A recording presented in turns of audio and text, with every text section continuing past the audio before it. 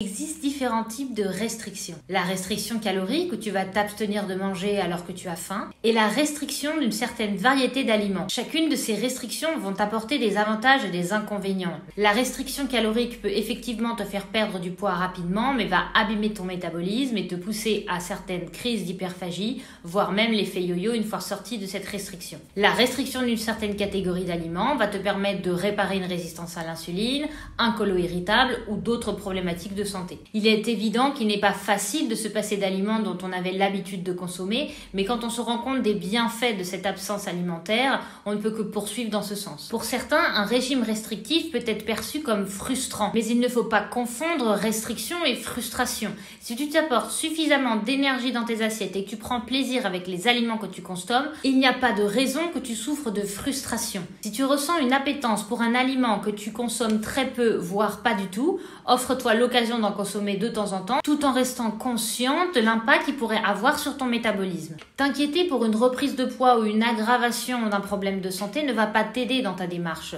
Sois souple et flexible, maintiens ton alimentation saine la majorité du temps et accorde-toi le plaisir occasionnel d'un aliment dont tu te sais sensible. C'est la restriction mentale qui te pousse à sortir du cadre et à subir ton alimentation que la restriction alimentaire.